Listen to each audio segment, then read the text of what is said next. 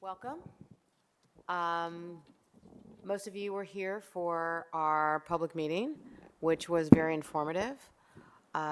We will not be discussing any of the items that were presented to us last week. We will be discussing all of the outstanding items that we have with regards to those issues that we have discussed. June 1st, which is our next meeting. So today, we will have civil service proposal. We know that that is something that is very important to the city, very important to the city employees currently and future employees as well. So we have our director, Amy DeLong, who is here with us today, who will be presenting that information. Amy has a presentation or a PowerPoint that you each have at your seats to review as she reviews it with us. And other than that, the only other thing we need to do prior to her presentation is adoption of our May 4th, 2022 meeting minutes. So if I can have a motion for adoption of those meeting minutes. So move. Do I have a second? Second. All in favor? Aye. Aye. Against, same sign.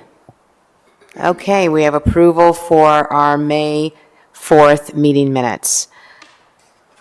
Are there any comments that any of our commissioners would like to provide prior to our presentation today? Okay, hearing none. Director DeLong. Chair Bartley and other commissioners, good afternoon.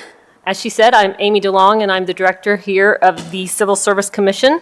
I've asked my assistant director, Tammy Rollins, to accompany me so that we can be a united front in hopefully together answering all the questions that may come up during my presentation today. I'm going to do a brief rundown. So if you want to look at the first page of the slide, which kind of outlines what I'm going to speak today, I've kind of got it broken down into sections for you. So the first change is the section reviewing the classifications used in the mayor's office. The second change is the charter rules, which address banding for the competitive eligible list. And the third and last is the overall look at the modernization of language throughout the civil service sections of the charter. I will provide an opportunity for questions after each of those three areas, but feel free to stop me at any point for any clarification that you might have. On a side note, I have provided to you two additional handouts today. One is simply a full copy of the Civil Service Commission charter sections, because sometimes I think it's easy to look at that as I'm going through when you're only seeing a part of the section that I'm talking about. And the second is an at a glance. And that at a glance is an overview of what we do at Civil Service here at the city to kind of provide some scope of what we're talking about today. So let's go ahead and get started. Each PowerPoint slide, which is very small when you see it on the screen, so I'm glad you got the handouts, will show you the section as it is in the charter, and then the bottom of each of those slides will also include those changes that we're making. The red will be the additions to that change, and the strikeouts will be those things that we're asking to be removed from that section. So I told Chair Bartley that I'd get right to the point today since there was a lot of sections to look at. So I'm going to go ahead and start with section 148(1)B. This was a request from the mayor's office to clarify the unclassified positions in the mayor's office. Under this section, the unclassified service includes executive assistants and administrative assistants to the mayor. Those titles are a little archaic, and when positions are posted, most generally, secretary or clerical individuals apply, when in reality, these are positions when we're trying to get external affairs, policies, and program managers, and the like to apply for those positions. Therefore, we're recommending changes, those specific identifiers, to simply state executive staff and all staff of the office of the mayor unless stated elsewhere. And that's the simple change to that section. Are there any questions for that? I think that's one of the most simple ones, but I think a needed one from the civil service perspective, because it's very difficult when we're trying to post positions and everything in the mayor's office is called executive staff, and we call it executive staff 1, executive staff 2, so that we can vary the pay ranges with those classifications, but it's still hard to distinguish it when you're posting those positions out to the public. If there's no questions, I'll go ahead and move forward. The previous section that I just spoke about is the unclassified service. This request is concerning the classified service, which comprises of all of the positions not specifically included in the charter as unclassified. And in the classified service, there's 2 subsets. There's the competitive and the non-competitive. The competitive are those positions which we test, and the non-competitive are positions which are not tested. So under section 149F, and I'm just going to be honest, this is probably the most major change that's going to affect the departments and will probably be, in some cases, possibly controversial out of all of the ones I'm speaking about today, and that is about banding. Like I said, 149F addresses banding of the competitive eligible list. What that means to you is when applicants apply for positions within the city, if they take and pass a test, they are put on a list that is currently divided into 3 bands. Departments often remark that their current employees that they want to promote or interns that have been working for them who would be great in the positions in their departments are not reachable on those bands. So basically, they took a test and maybe got in the 3rd band or the 70 band. So they can't hire them because they have to hire from the top band until there's only 4 individuals left in that band, and then they can move to the next band. So this has always been a rub on the departments that they want the opportunity to hire who they want to hire within that band, but they still like the idea of having it be competitive. So that being said, we are suggesting that, I think in this, simply to say not more than 3 bands. Right now, it's not fewer than 3 bands. So that allows us to possibly have 1 band, which is great right now while we have less people applying for positions, so they can see the whole list instead of parts of the list that's created. So say we have an easy 10 people on the list, right? And that list is divided into those 3 bands. So basically, if there's 5 people in that first band, they can never see the second 5 people until someone's hired in that first 5 out of that first 5 people. So this gives them the opportunity to see all 10 individuals and select which candidate that they would like. I'm trying to think if there's anything else I want to make sure. There's a I'm question. sorry. Thank you.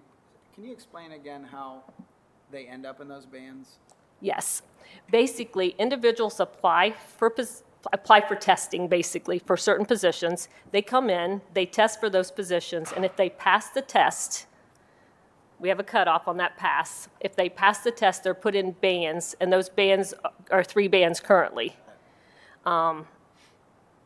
Based on their test scores? Based in score order.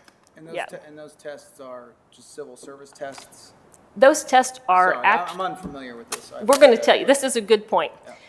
Basically, civil service tests are tests that are created for that individual position, or classification, I should say. Okay. So, say we're looking at a, let's just say firefighter for example, to be easy. So, we actually have civil service analysts who go out, work with the firefighter, identify what they're doing on a day-to-day basis, then work with the supervisor, create those job analysis, and then base the test on those job analysis and the work that's being done. So we have a test that's actually created for that work that's being done. It's not a random test that's, I'm trying to test on Right. water maintenance or something like that. They'll actually, if it's a water maintenance person and they have to know how to read, they have to know how to do math, that's the kind of skills that we're testing. We're not testing directly, do you know about water individually, because that would only benefit somebody who works here or who has water experience, right? We just want to make sure we're testing the minimum qualifications for those positions. And that's what those individuals who test. And I always say, just because you didn't pass the test doesn't mean you don't know how to do the work. You're just competing with people who are more qualified than you, and those are the individuals who score higher on that list. Chair Bartley, this is Nana. I'm wondering, you used the example of the firefighters. Does this hold true for police as well? It does. Thank you. I had some, Can an individual take the test more than once? absolutely, an individual can take a test, at least, the actual list typically lasts 2 years.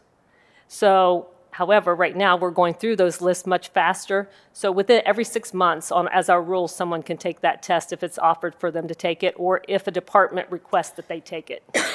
So were those, I have one more question. I'm wondering about the diversity in the testing pool. Well, Nan, I'm glad you asked about that, because that's been really important to me, and a lot of criticism, as you are probably aware. What we've been doing is looking at that really closely while we've been trapped in our homes during the pandemic and unable to test. We have actually been able to look at every one of our lists beginning in January of 2021, and our diversity is averaging at about 30% Black, which I was impressed with that, because I thought initially it was just minorities in general. Our lists look really well in terms of diversity, and we actually have a pivot table that can show you by race and gender, by band, for each one of those tests that we test. And each one of the bands currently look good at each level of the band, which I wasn't sure. That's where I was most concerned, because there was a lot of criticism about the top band being not as diverse as some of the other bands. And so we're not getting to the minorities within that 2-year period for some classifications. But I'm going to say in some of our classifications, our minorities do much better across the board in that top band. And if you want to see that information, I can provide that easy enough now based on our pivot tables that we have designed. Okay, I'm interested, NAACP is very much interested in receiving that. Thank you. Did you hear what she said? Okay, Yeah. she'd like it. Okay, perfect. I'm sorry, I didn't get that. I do now, thank you. Ms. Dawn, were not the civil service guidelines set up to, in some way, to equal a playing field in terms of people taking those and then being hired based on those test scores? I think what the civil service test does is give everybody an opportunity equally across the board. And that's why I think the test is important, but I don't necessarily think the banding is as important.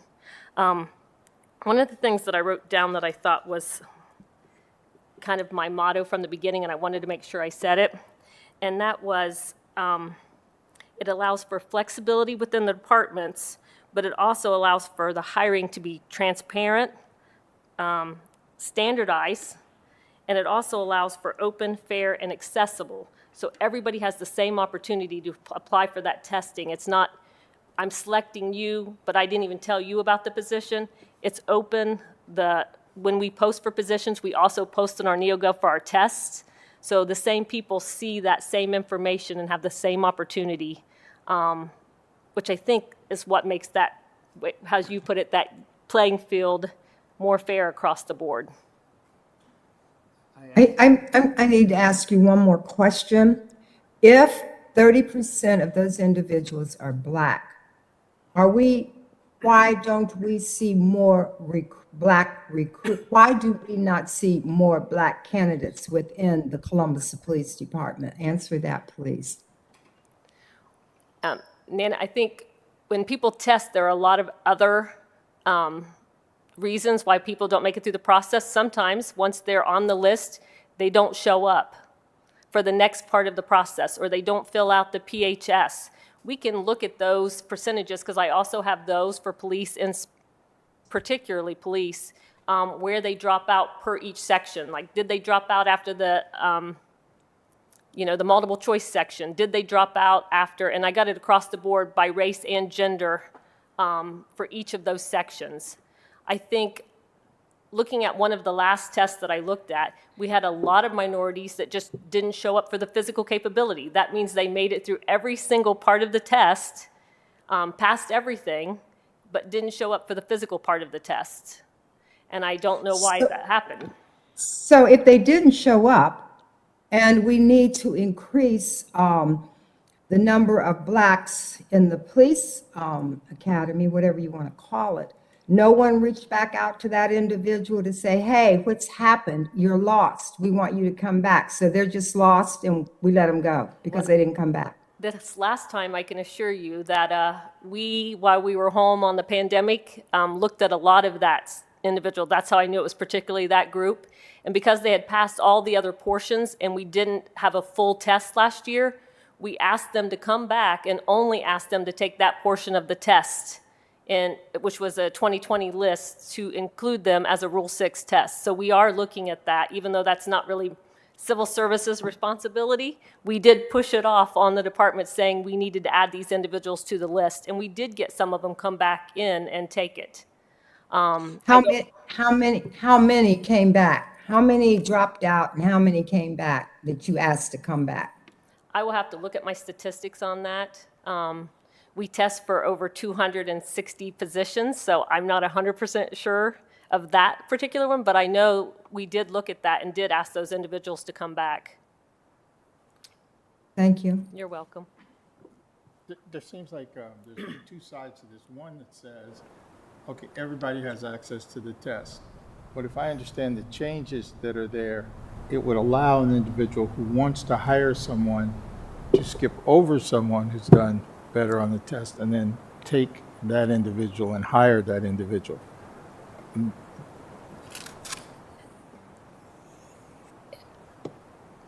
I'm trying to make sure I understand your question. You're saying if we don't divide that list up into 3 sections, that someone who would have been in the bottom section now has a better opportunity of being hired if that's who that person wants to hire? My understanding is that you wanted to have more flexibility and not just have to take individuals out of band 1 until there are only 4, and then you can, but to have a person be able to say, hey, I want somebody in band 2. So how does that affect fairness? I guess I understood the Civil Service Commission in part was set up so that everybody would have that same opportunity and that an individual couldn't skip over someone else and hire a family member, friend, whatever. Yep. I think from the civil service perspective, what our main concern is that everybody's had an opportunity to get onto that list. And that's where I see that fair playing field. What I can tell you, what departments complain about, is that individuals who are currently at the city take the test over and over and over, so they see examples and end up placing higher on the test. So individuals who are on the outside never have that opportunity to have as many times to take it because they might not be able to get off work, where in the city, you get off work and it doesn't cost you anything. You just say, I'm going to take a civil service test, and you get paid for it that day, right? But I don't think it's going to affect it that much in general, because I believe that anybody who's passed the tests, and I can tell you from personal experience in my own office, I had somebody who was the highest test score that I've ever seen on my Personnel Analyst 1 test, and in terms of creativity and uniqueness, off the chart. But I've had someone in the 3rd band of the test, because I like those people who have that spunk and attitude and hard work ethic, and they're equally compatible in terms of the work that they do for my department. They bring something different, which I like, but I think equally in terms of getting the work done, I see no real difference from the 3rd band to the 1st band. Okay. I have a question. Director, as far as, I believe you stated that the bands are determined off of a percentile of the result of the examination, is that correct? It depends on the examination, Okay. but they'll tell you that they Z-score it. To me, the non-technical statistician, it looks like a bell curve to me that's split into three sections. Okay, okay, that makes sense. So, Based off of that, what is in your experience, the amount of bands, the most amount of bands that you've seen what, here at the- beyond 3? I mean, have you seen 5? we or have not, since I've been here for the 11 years that I've been here, we have done no more than 3 more? bands. Okay. Yep. And my follow-up question to that is, who determines the amount of bands that are allocated per examination? That's going to be the work on the civil service that we have not gotten into. How I look at it at this point, if we have small lists like we do now, those lists will be single-banded, without a doubt. When I first started and we saw firefighters have 1,500 individuals in a band, in a list, those will, I think, have to be banded for scale, for them to be able to get through in the time period they need to get through them to get their hires done. Also for cost, because it'd be too costly to do all the background and polygraph and all of that needs to be done in order to get to that interview period of the hiring process. But I'm not sure. That'll be something that we'll have to talk to with the departments, because all of the charter says is, here are the bases, the overarching work that you need to do, and then we put together the rules and how that operates. And then outside of the rules, my group, when you have a lot of IO psychologists and analysts who work for you, they want what we call an IOP&P, which is our operating procedures and how we operate in administering those rules. And we have that across the board, and I can provide it for any of this stuff that you would like to see, but it's very, very in-depth. Gotcha. So that we make sure that we're fair and consistent when we apply these rules across the board. And my last question, and thank you for that, is the determining factor, or who the individual or the entity that approves the bands is your office, and that's regardless, that's across the board of each Absolutely. individual civil service test. Okay. Yep. Okay. And we'll have rules in place. It may be, if it's over 500 individuals, this is how we're going to operate. If it's over, I want those in place across the board, so when departments see those lists developed, or as we're developing them based on the applications we get, that everybody has that same expectation about what's going to happen. Okay. I don't want to say, this time we're going to have 3 bands so we can pick, we only have 5 people in this and we want to make sure this department gets to pick this one person. We're not going to allow that to happen in our rules by splitting up a small list so they only have 5 chances to hire the one person they want, to hire and things like that. They'll get the whole band and have those individual opportunities to hire everyone. And to understand the process a little bit better, the bands are not created, in this case it's 3, is not created until you receive all of the examinations, or is it already a predetermined factor? The whole time I've been here, we've all had only 3 bands in every test that we've operated. Okay. Even though it says no fewer than 3 bands. Yeah. It's always been, it says more than 3 bands, right? No fewer. Yeah, the current Yeah, no, language. I'm sorry, I'm getting myself backwards about where we're at. No fewer than 3 bands. We've always had 3 bands. And so your proposed change here is to do what? To allow us to have 1, 2, or 3 bands, Okay, But no more than 3. but no more than 3. okay. And, I could have simply written it to say 1 band, but I think we would have had to make a lot more changes throughout the charter in order to do that, and a lot more sections. And I think this, again, gives the departments, as we talk through writing these rules, the flexibility to tell us what they need. I mean, I think sometimes, even though we're compliance is how I see what our office does, I think we also need to look at the departments and try to help them, in a way, do their jobs. I mean, we don't want to be the person when they call that says, no, you can't do that.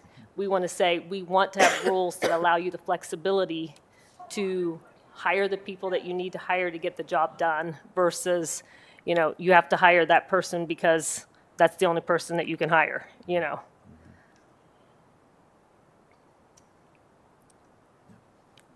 Any additional questions?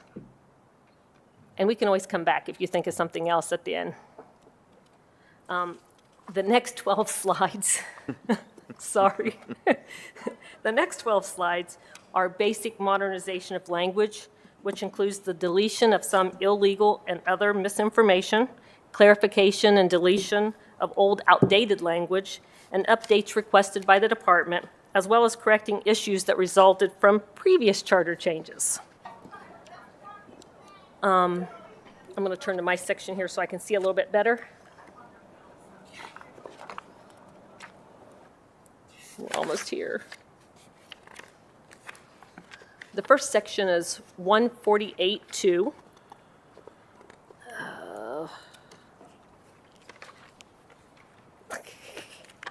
You got it?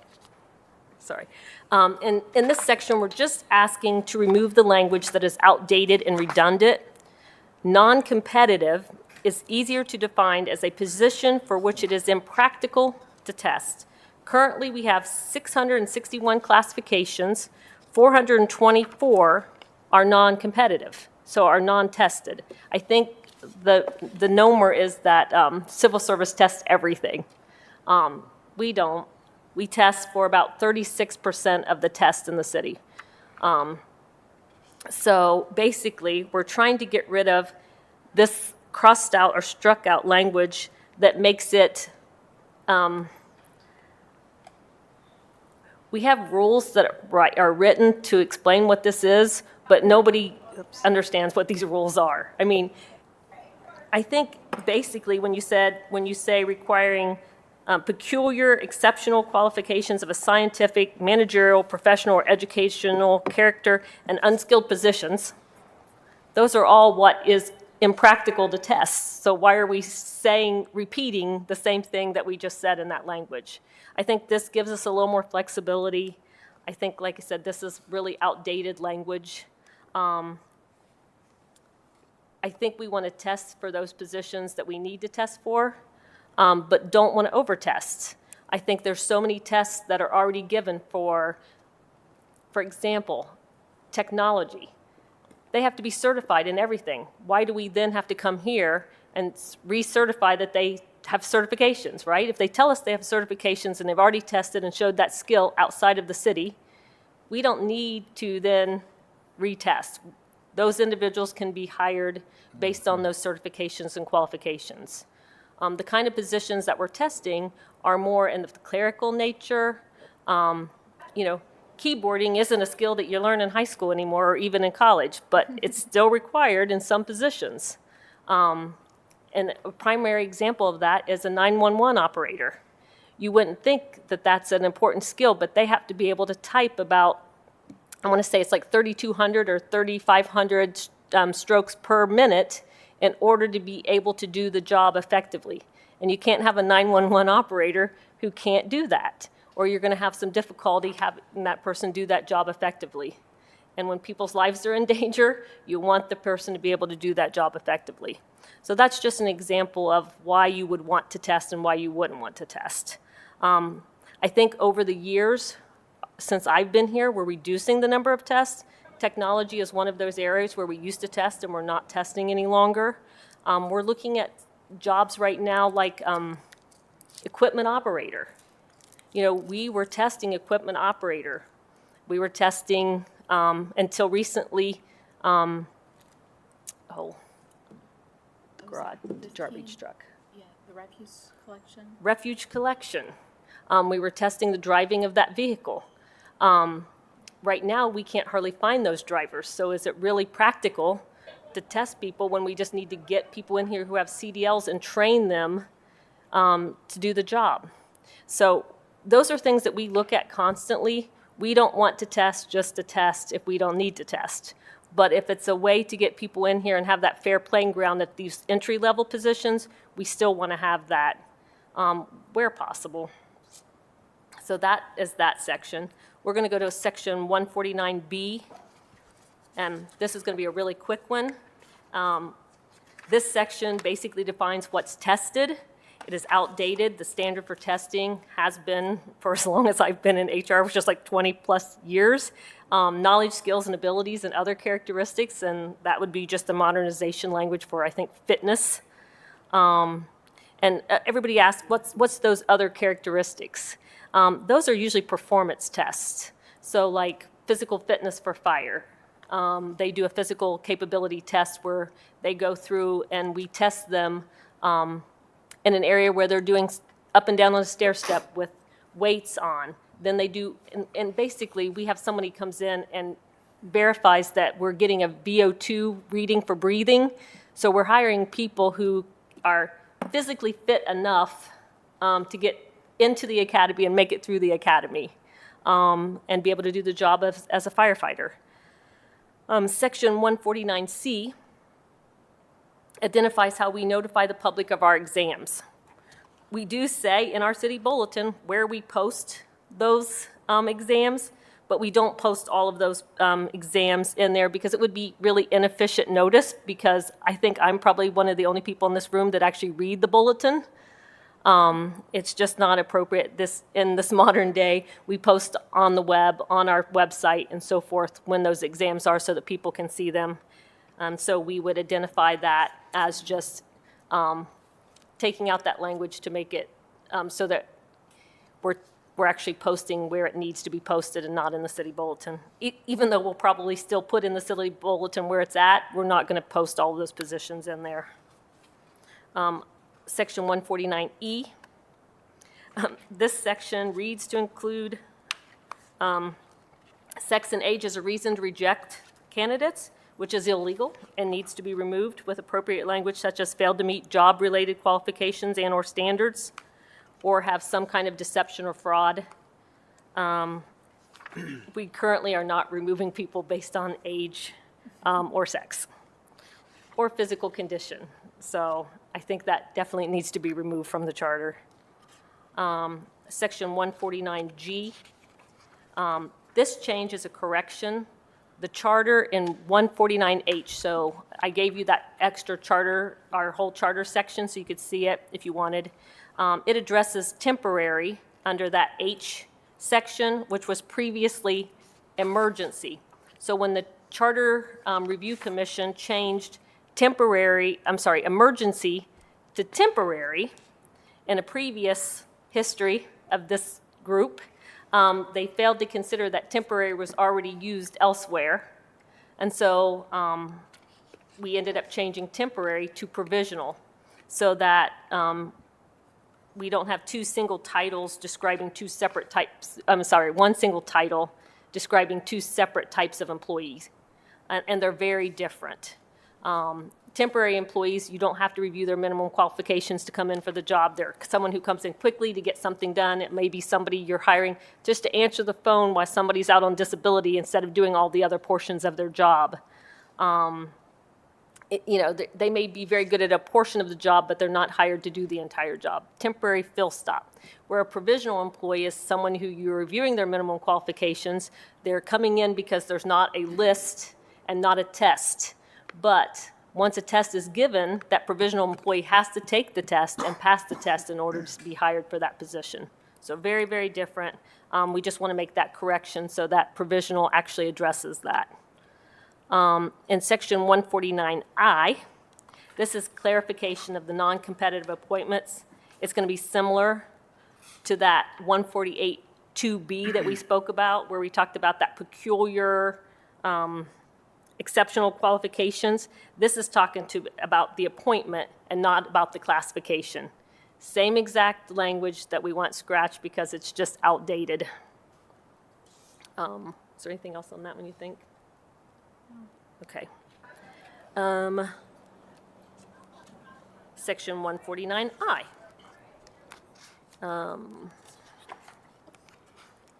This again is that same language for promotional testing, the modernization of the language there, where we talk about, this talks about where, you're examining on the records of efficiency, character, conduct, fitness, and instead of the demonstrated knowledge, skills, and abilities, and we would just like to use the modern language in this section.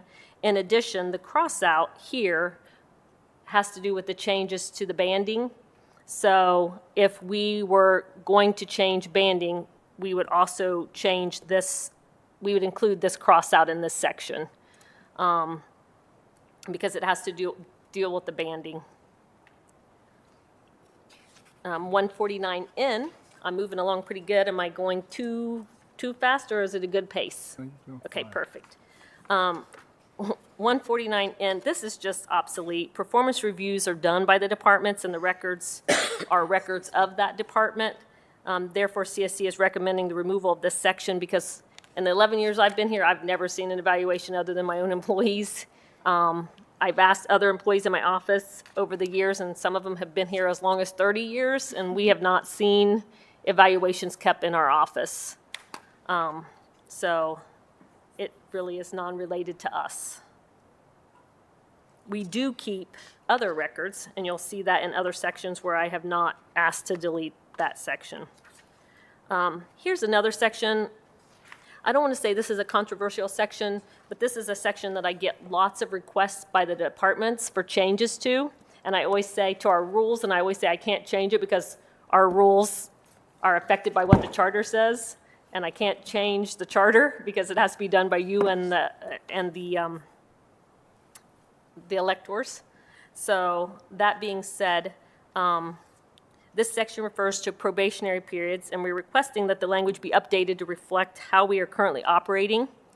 The example of this is the shortest probationary period we currently have is 90 days, and it says 1 month in here. I don't know how you actually evaluate an employee in 1 month in any classification that they hold. Most of our probationary periods, it seems, are 365 days now. So it gives somebody a full year to perform that job. If you think about hiring a snowplow or a person who plows snow, and you hire them in the summer, and if they only had a 90-day probationary period, or they get through the wintertime and they can't drive the snowplow, and that was the main reason why they're hired. And so I think allowing for those longer probationary periods makes sense because of the flexibility and the difference in many of the jobs that we do. The other thing that we added to this is a result of recently, if you think about our police officers, we hire them as police officers and we put them in an academy where they're doing absolutely no police work whatsoever, right? They're in there learning to be police officers. They're learning the laws. They're getting physically fit. They're not sworn as police officers until after the academy's over and they've passed the OPATA test. So we currently have an MOU with the unions to start the probationary period at the point where they're sworn in. So this would allow us not to keep having to do this memo over and over again, because it allows us, unless it's associated with the formal training program, and then we can extend it beyond that year, which is what we're doing now with MOUs with the unions in order to do that, because they realize they want officers to be safe on the street and want to have that experience learning out on the streets before they become, before they fall off of their probationary period. And last but not least, in this section, I want to make sure, 149.0, police and fire personnel who are promoted currently serve no probationary period. As a part of their promotional ranks, they take a test. In those ranks, they're ranked in order, and pretty much they go down the line unless there's discipline or some other nature. They don't have to. They have to do it by rule of 3. So they usually have to pick within one of the top 3 as they go down. But they don't serve a probationary period and haven't as long. Yeah. So we want to make sure that it just reflects that. However, what the departments want is for people who are currently being promoted within their departments, who have to take a promotional test, they want them to have a probationary period, because they want them, if they're going into a managerial position, because I always say some of my best technical people probably are not going to be my best managers. And it's not any fault of their own, it's just the skills that they have. And sometimes they want to try. So give them the opportunity to go into that, but put them in a probationary period so you have an opportunity, if you want, to move them back to their previously held position or move them on if they're not right for that position. Right now, what the departments do is they won't test promotionally at all. What they asked is then to have an open test. So instead of having promotions within their departments, they do an open test, so then we have a huge list, and many times internal promotions don't have an opportunity to happen when they could. If they allowed for that probationary period, departments would be more open to that opportunity for internal people to be promoted. And that's one of the things they've asked for. I think it's an easy thing to do. And outside of that,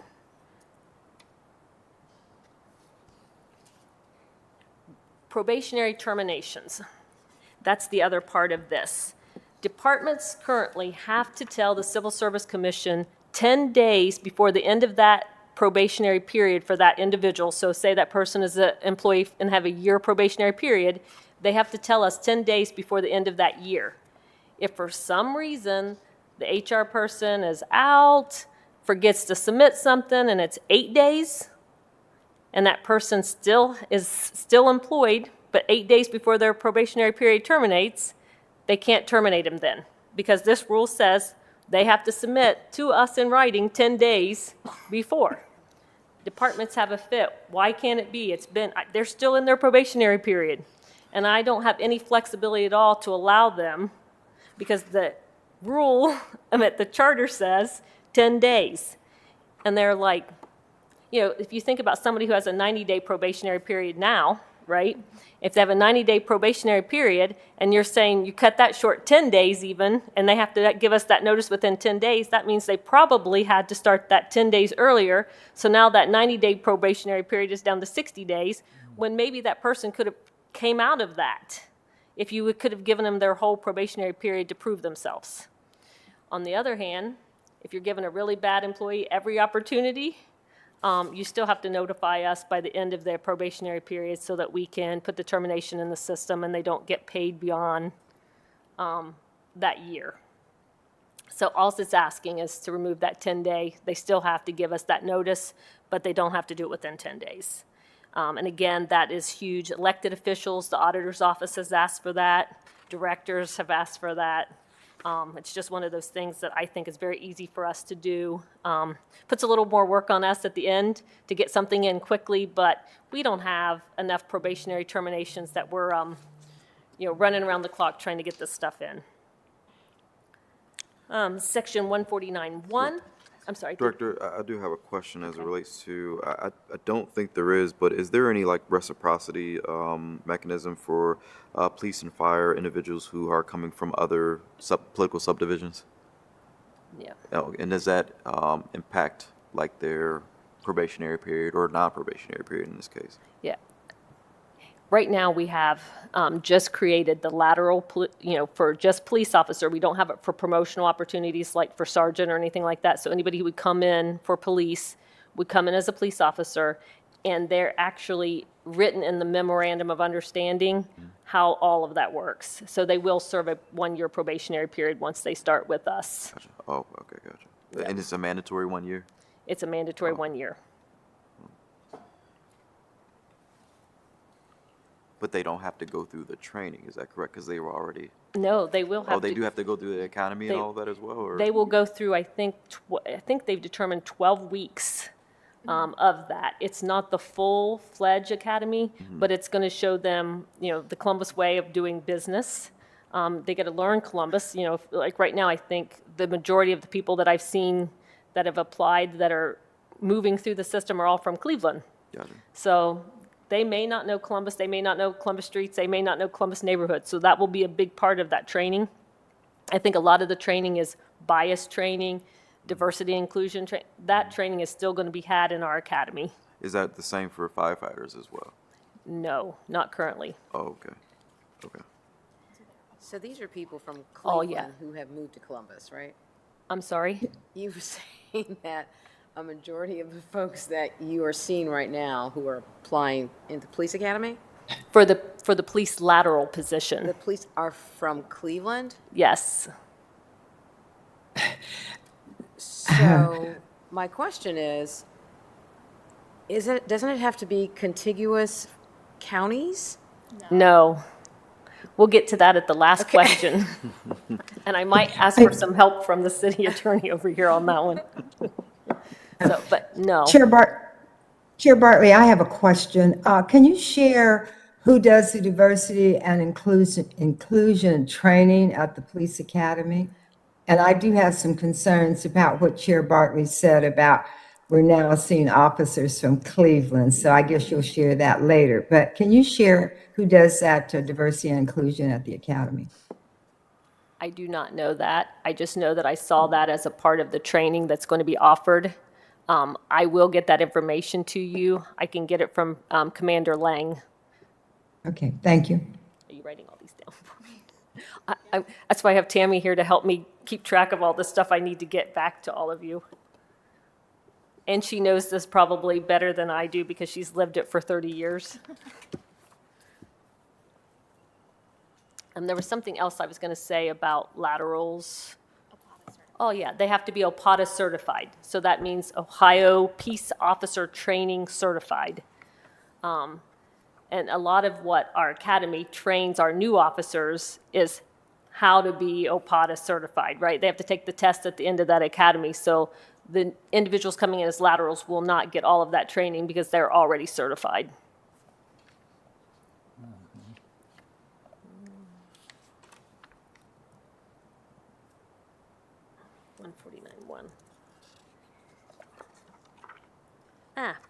I almost forgot what this one was.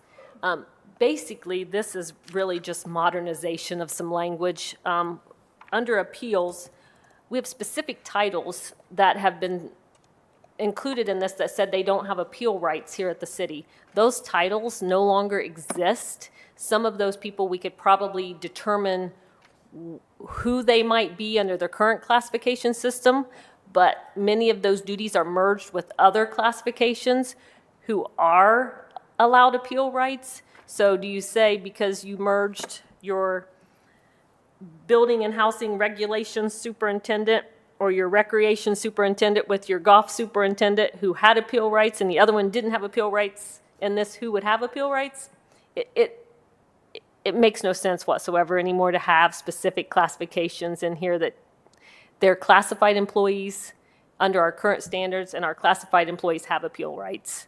So I would ask that those individuals who are labeled up here, who I don't really know who they are, be struck from the charter. The other part about the appeals section is we are requesting that the period for which appeal can be heard be changed from 10 days to within a reasonable time for many reasons. One, attorneys trying to get their clients ready, trying to get witnesses, trying to get subpoenas sent out. 10 days is really not a reasonable time for people to get, right now, I'm having problems with people who've appealed to the commission getting me their attorney's name within 10 days, let alone trying to have an appeal within 10 days.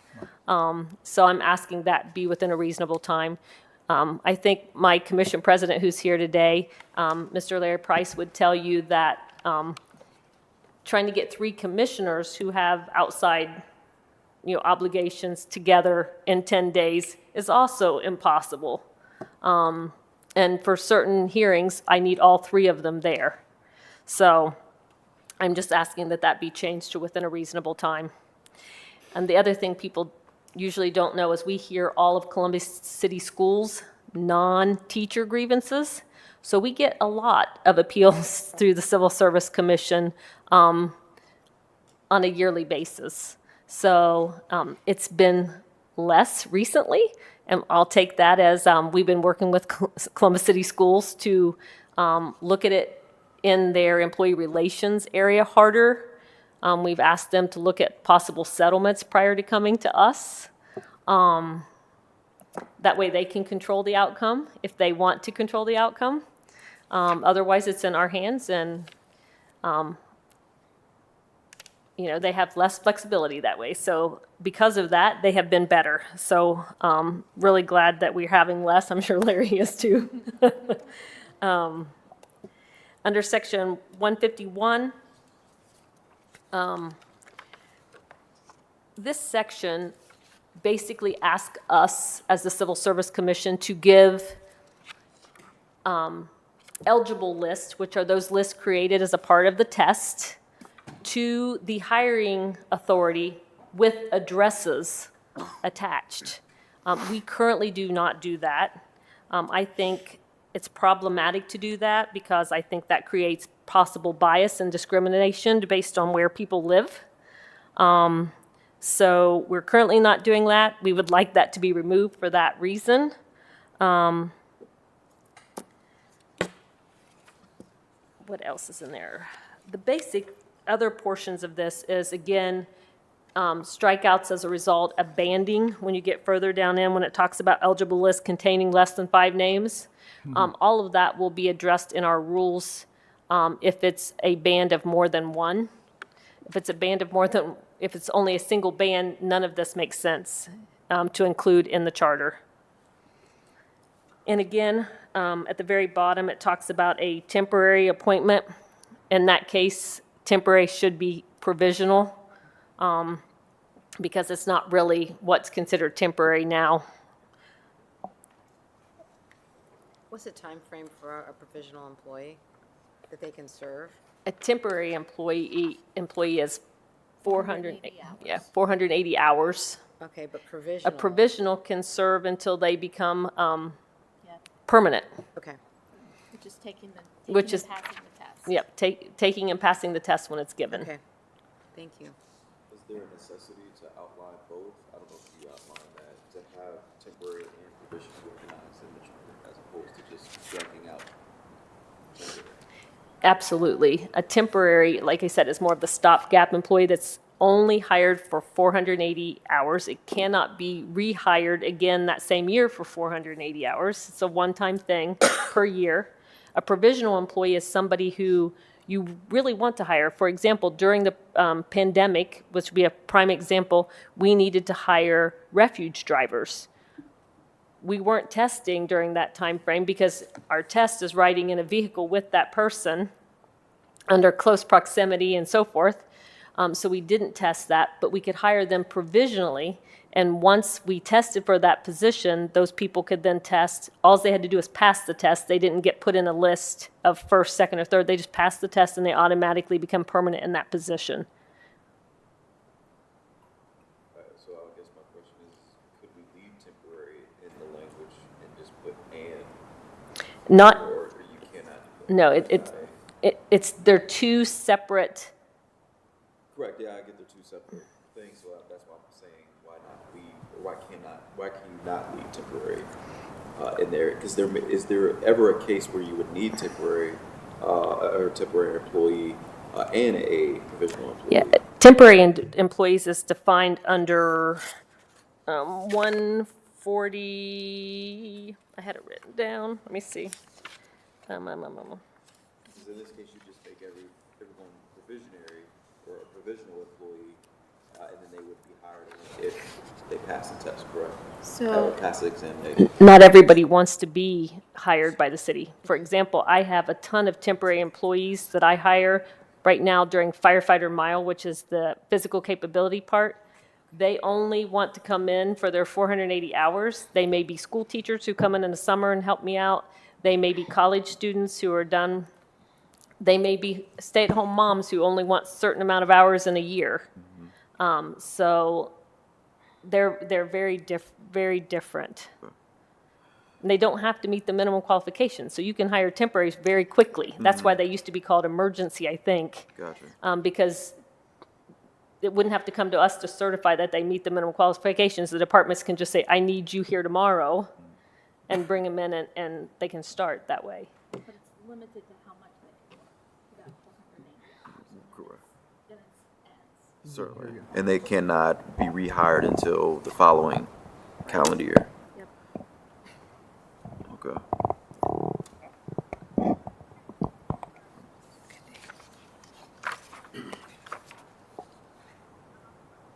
Am I on 152? Thank you, thank you. You're very welcome, thank you. Section 152 very outdated and obscure language that talks about how employees were handled at the time the charter took place. Definitely not something that needs to be in the charter now.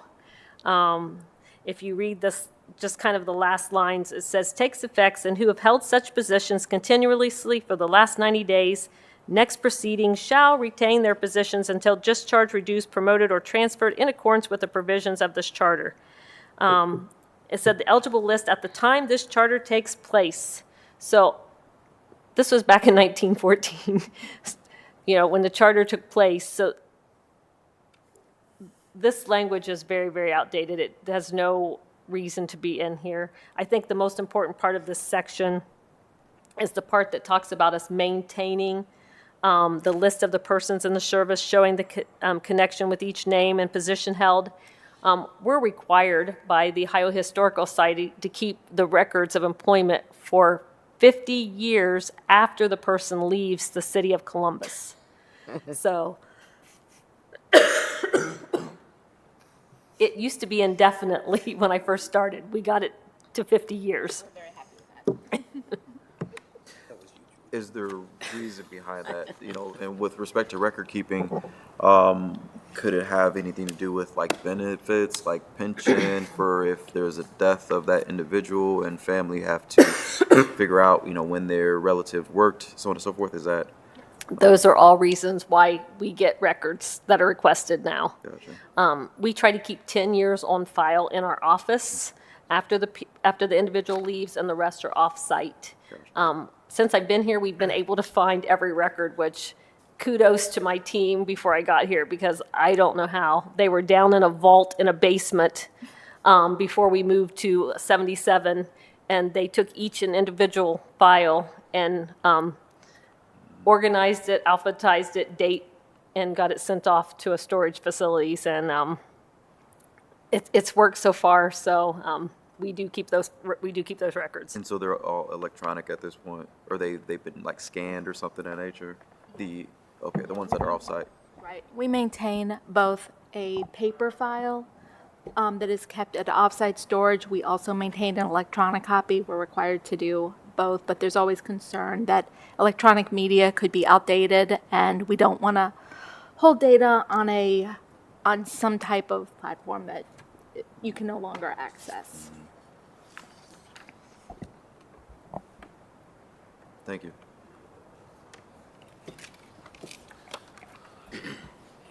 That's kind of like the floppy disk that my college papers are on that I found in a box in my basement. And I'm like, why did I keep those, right?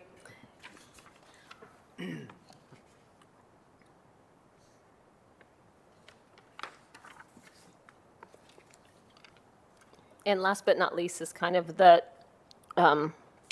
topic that you brought up about residency. Currently, we are unable to uphold, sorry, did I say that really loud?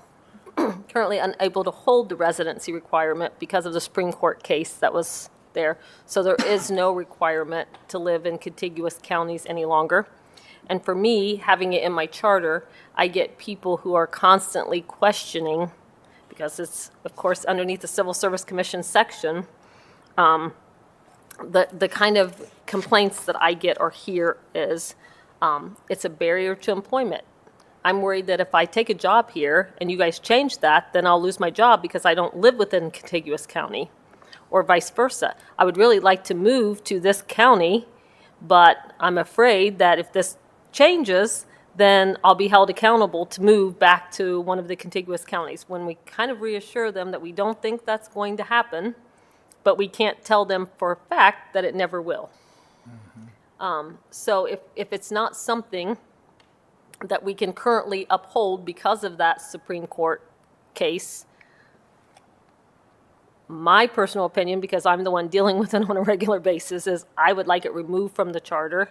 I don't know what the city attorney, you have the same, and I think the auditor's office as well. I think she presented that to you at under the first session.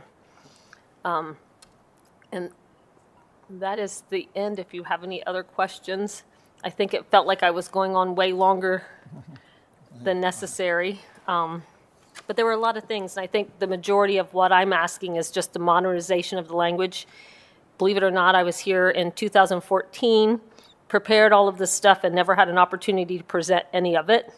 So I'm very happy today to be here to be able to present those just things that need to be updated. I always felt very uncomfortable with the fact that my charter talked about, for example, using sex and race. Sex, is it race or gender? I can't remember which one.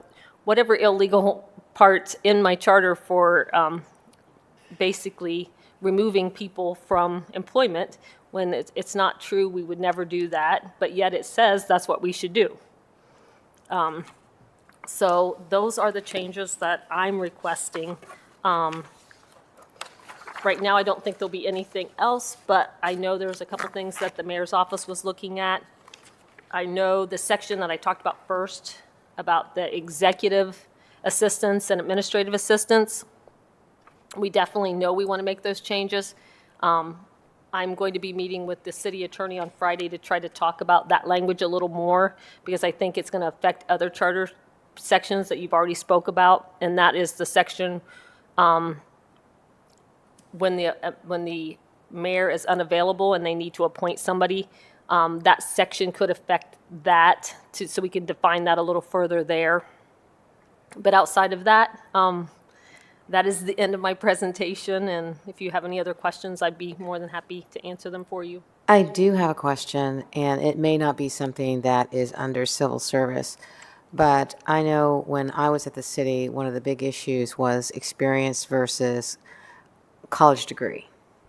Is that something that falls under the charter, or is that or under the commission, or is that something that is separate within HR?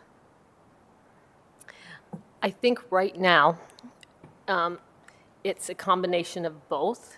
We're what I said, compliance part of it, but when we go out and talk to HR and managers in their departments about what they need in those positions that we're writing the classifications for, I always say civil service doesn't sit back in a room and make up what we think those people do.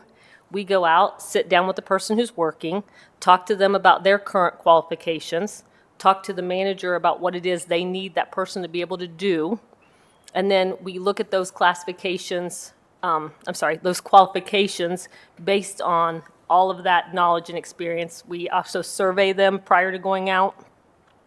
We get that information and then go from there. What I can tell you, since I've been here, a lot of the things that we have been doing in certain classifications is looking at an and/or statement. Okay. So if you have a bachelor's degree, we'll say you need a bachelor's degree in these areas and 2 years of experience, or 6 years of experience. Okay. So we do have a lot of those that we're working on qualifying. We do have one level that has been interesting to me, in a way that I like it, because it gives college students who went through college and who have no experience the opportunity to test for what I call an entry-level professional, which says there's this group of classifications that require a bachelor's degree but no experience. So that would be kind of an entry-level, in my department, an entry-level personnel assistant one. Personnel Analyst 1, which is what I call a beginner class in analyzing positions, writing test questions, and so forth. And they have to be in that position for 2 years, and they automatically, once they've met all of those requirements, can go up to a PA2 without having an opening in a PA2. So it's kind of, we look at those classifications to give people who may not have any experience at all, but have a college degree and also a fair opportunity to get in what I call an entry-level professional position. There's not a ton of those, but I think it's a good opportunity for encouraging people to finish their degrees. And also, a lot of times when they get out of college, you don't have experience or you have very little, and it's hard to get a job that's in a professional kind of position, especially in state government, from my personal experience, or local government. Thank you.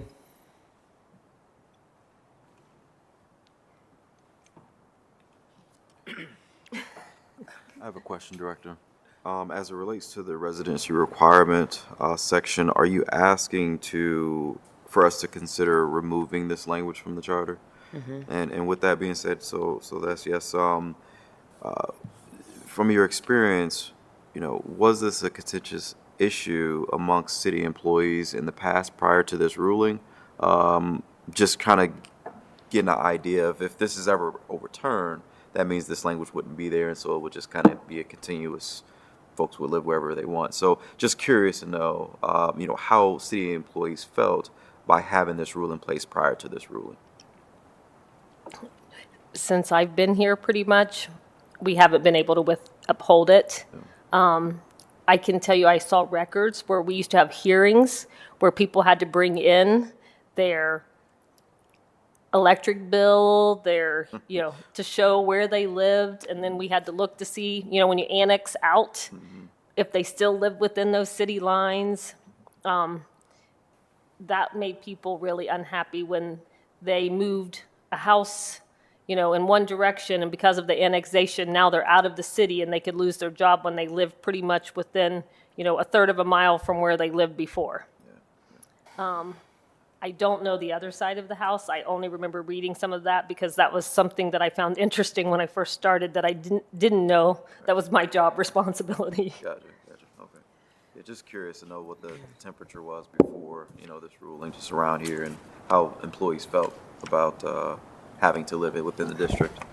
I think when we were enforcing this, there was a lot of confusion amongst the employees because they didn't understand why it applied to some employees and why it didn't apply to others, because the language required it of employees in competitive classifications where they've taken a test, and there are other jobs that are equally important that were non-competitive where the residency requirement didn't apply.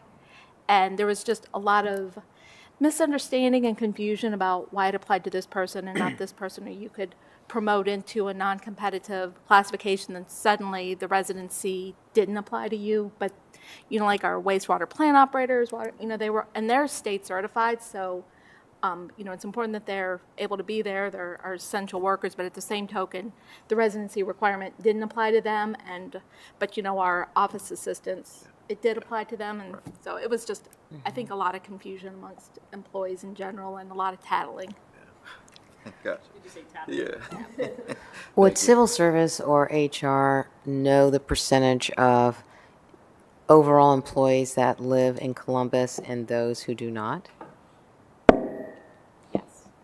I mean, we would have records of the counties of residence.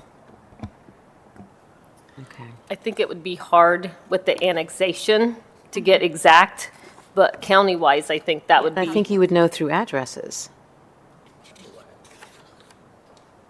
I'm sorry. I said you would know through addresses of where employees live if they're in Columbus or if they're not. True, but there are people who have Columbus addresses who don't live in Columbus. Like a win-win kind of Yeah. situation. Yep. I mean, I think it's just interesting that it appears as if a demographic of individuals are living more so outside the city and working for the city. That's just my concern, particularly when you're looking at fire and police, and you want people to know the neighborhoods. I mean, for you to talk about giving people tours of areas for jobs, that's a little concerning, because you would think that individuals who want those jobs you would want someone who is from the area to be a part of those very strategic and important positions. That's why. That's just personal. So I would really, if it's possible, like to know what that looks like, even though you do have people who have a Columbus address, but may live in a Dublin or a New Albany or a Gahanna. just to understand where the city is at this point in time, as far as the population that potentially is an estimate of who's in the city and who's outside. And Chair Bartley, if I might, I am in total agreement with that, because when you're talking about bringing in police officers and you want them to become familiar with the community, shouldn't they already be familiar with the community because they live here? So that's problematic. So I am in agreement with that, and I hope that we can get that information.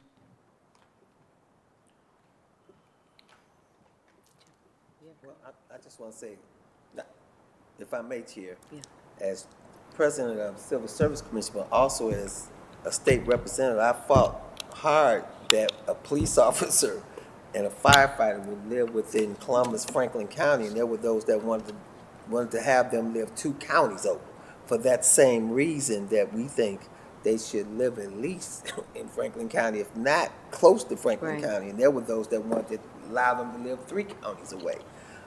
So yes, I'm in agreement also that we need to just clearly look at those numbers. But that's been an ongoing thing. It's not only Columbus, but it's a statewide Right, issue. statewide issue. Yeah, they passed legislation after I left. I stopped it, to be honest, while I was there. But when I left, they then passed legislation to allow them to live outside two counties over, if I'm not mistaken. So anyway, just wanted to share that. Yeah, thank you for that. It's certainly been a long, contentious discussion amongst cities across Ohio.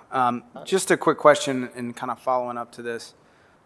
Even striking this language and then thinking about the state law that's been passed, there would be nothing that would prohibit the city from incentivizing employees to live within the city limits in any manner, regardless of whether this change occurs, right?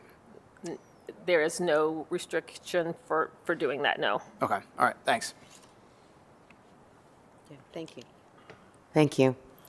You're very welcome. Are there any other questions from commission members? I'm sorry. Director I do have DeLong? one more question, and that's just related to the annual report. I may have missed it, but it's being struck from the continued sections or what have you. So is there an annual report that's created, or will there be if this language is struck, or what does that look This like? is something that the auditor's office had brought forward. We create our own individual plan. I have to create a civil service annual report every year that has to be submitted to CERB, as well as the mayor's office, and they create, with all of our individual department annual reports, a big annual report. Gotcha. I don't know, I noticed that she had struck that, and I did it because I didn't know that it was required, but we still, I think our mayor will always have that as a part of it. Yeah, that's what I was getting to. If it was Yep. still going to be a continuation, even if, okay, We're going to do it no matter what because we have to. gotcha, okay. Thank you. I like to do it. I think it's important to see where you stand every year to know if you're improving, what you can do to improve, where your numbers are. Yeah. You use a new technology, a new applicant tracking system. Are you having people apply less or more? Are you having less people than hand in paper applications because they can do it online? Is it making it so simple that you get hundreds of applications and not as many people testing, which is kind of an interesting one, because I call it like the Insta everything, so they can just hit the button. They apply for anything they possibly can, even if they're not interested, just to see if they might. Take it there, yeah. So it is interesting to look at that information. Okay. Thank you. You're welcome. Comments from other commission members? Okay, hearing none. Director DeLong, thank you. Chair Price, thank you for being in attendance. So, administrative items. John, if you can give us an update on our next meetings. We are going to add an additional public meeting as well, but prior to us sending our recommendations to to Columbus City Council for consideration. Yes, Chair Bartley. Yeah, thank you for mentioning that. I was just leading off with that for sure. I believe you all should have received by email potential dates for a public hearing after the completion of kind of our regular meetings and prior to the final report. So we'll be looking at a late June timeframe. As soon as we get the date settled for that, hopefully pretty soon, I'll circulate that. Our next regular meeting is in here 3 p.m. June the 1st, two weeks from today. And we'll be revisiting some old business and potentially some new business as well, looking at language for acting mayor that will incorporate likely some of the changes here that Director DeLong spoke about, as well as some additional language around open meetings and the rest TBD. Following that, the next regular meeting after June 1st would be June the 22nd right now. So that is what I have.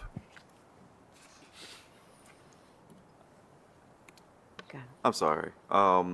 Director, I did have one more question. I marked it off and I just didn't, I looked past it. But could you outline, and you more likely did, I think you did, but section N of 149, the reasoning of that being struck, that language being removed. I didn't catch why that was. As far as the investigating and keeping records of efficiency of officers and employees. Oh, yeah. I didn't think what that one was. For us, this is basically obsolete because it's not been done, as far as I know, in 30 years. Basically, what it is, in my opinion, because the investigation stuff is elsewhere where we're given permission to investigate certain things, which we would need to. Right now, under, for example, residency, if something ever comes about where residency comes back in, we would be taking the old heating bill and checking it out again. Again, for political activity, I've had those hearings in my office. Not that I want to, but I still have the opportunity to investigate and do those. This investigation and keeping of records of efficiency of officers, employees, in my opinion, is personnel records or employee reviews. Not personnel records. I keep personnel records. I don't keep performance evaluations. That is kept and done by the departments, and it's a record of the department. And the reason I know that is because if someone has discipline and they submit something to us for a removal or termination, they have those records to make that decision. They're not calling us to get them, which would make sense. They would keep those records in their office to review as they're doing those kinds of things. And I don't know if it's ever been done by our office in that fashion. So it's like requiring me to do something that's never been done. Okay. Any instances of cheating on examinations? Yes. Wow. Okay. That's happened. Yes. Okay. How do you catch that? Well, really, it's kind of been interesting. We've had people who pull out their phones, and we have cameras in our rooms. When we go in, because we can see it, we go in. Sometimes they go running out and throw the paper in the trash can on the way out the door, the test. Other incidents have been in fire. Fire will tell you we cheat, and this is true.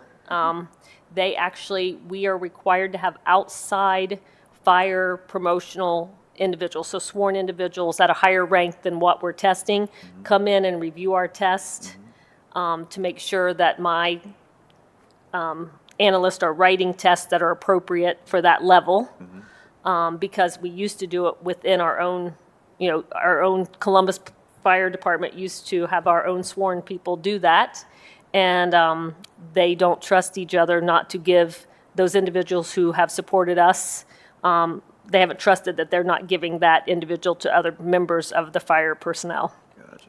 Okay, and that's what I was getting to as far as the record keeping aspect of this. you have been able to discover that without having this in place? Yeah, for fire for us and those individuals, we can look back and see anomalies in tests. We've actually had consultants come in and look at those individuals when fire was making these accusations among themselves, and kind of ranked where these individuals were that people said had access to the test to see where they were at each test. I think in some cases you could say, yes, that happened. In other cases, it's so minimal that it could be that person's just smart and that's why they've done well on every test. But people want to have a reason that, how could someone do that well on every test? So, I don't know the answer to that, but they believe that. And so we've had to change, since I've been here, our whole way of grading tests. We hire outside, spend lots of money on outside individuals to fly in. We house them here in hotels, and they grade the test as well. Because they don't believe that, they believe it's an advantage for people who know people who grade. Right, okay. So. And this is for not just fire, police, and other civil service employees as well, or is it just fire? Just fire. Police do not have that same, police say, if you ask them, it's because the fire individuals live together and spend 24/7. And many instances, they'll have more of an opportunity where you're a police officer, you're riding in a car by yourself or with one other individual. So it's not the same opportunity to have that. I have not seen or heard anybody in police make those accusations. In fire, they'll anonymously call our voicemails Gotcha. and Okay. give us examples of things that they're concerned about. We've had hearings over it. I had an individual in a oral test actually cite the next line. Okay. And Yeah. so, that, basically when they come before us, their name gets taken from the list and they can't apply for the next test. So, that doesn't happen all the time, but there is examples that happen since I've been here. Okay. Yeah, that's why I was just asking from an investigating standpoint and keeping records of that you all could look back, but you already can do that without this. Yes. Okay. Yep. Okay. Thank you. I bet you never realized civil service had such an interesting, job, did you? No. I said I had, in HR, I lived about 4 years in each one of my jobs, and by that time I was ready to move on to do something different. I've been here 11 years, and I can tell you every year there's something new that keeps me interested. Gotcha. Wow. Thank you. You're welcome. Any other questions? John, were you finished with administrative updates? Yes, Chair. Okay, wonderful. Well, if I could get a motion to adjourn? So moved. Second? Second. All in favor? Aye. Great. Thank you, everyone.